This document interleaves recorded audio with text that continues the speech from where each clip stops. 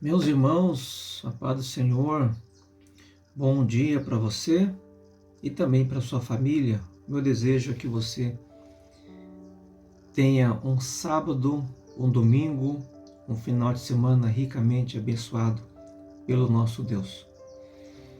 Para a nossa meditação, nesse café da manhã deste sábado, eu quero estar lendo no Evangelho de Jesus, segundo Lucas, capítulo 10, e versículo 2, que diz assim: A colheita é grande, mas os operários são poucos.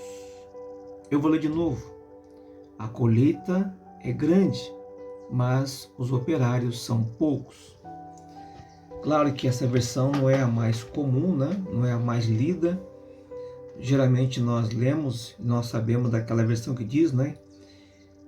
A seara é grande, poucos são os trabalhadores ou ceifeiros, enfim.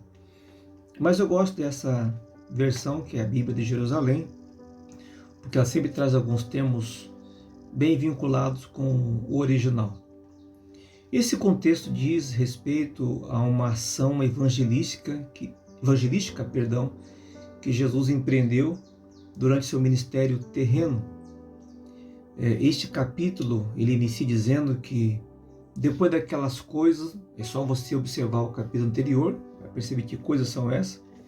Jesus então ele envia outros 70.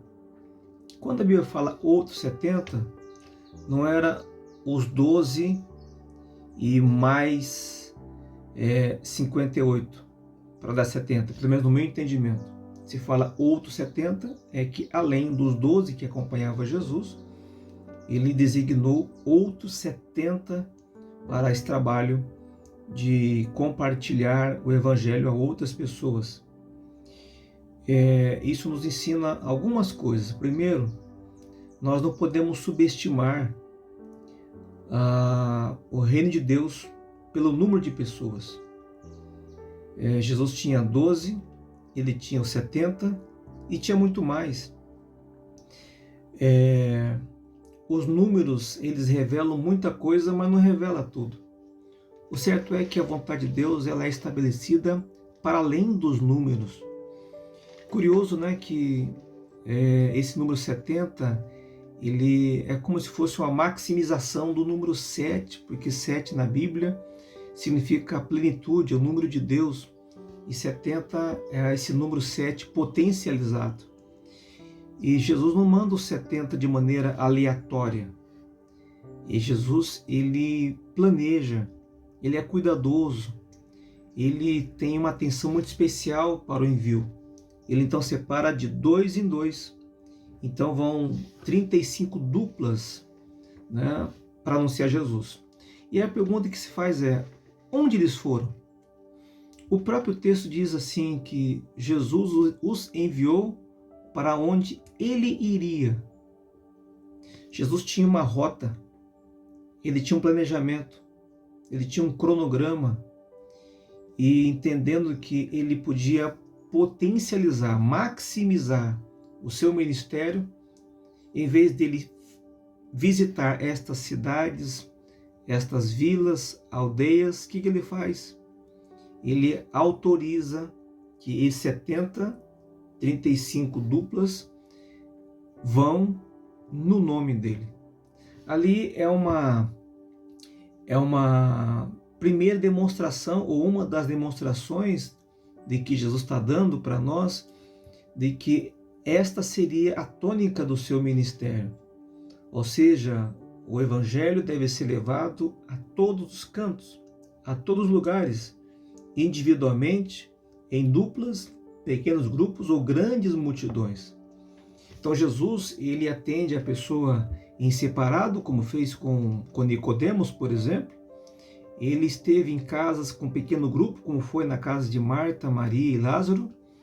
Ele esteve em casa de fariseu, com havia um grupo maior de pessoas ali.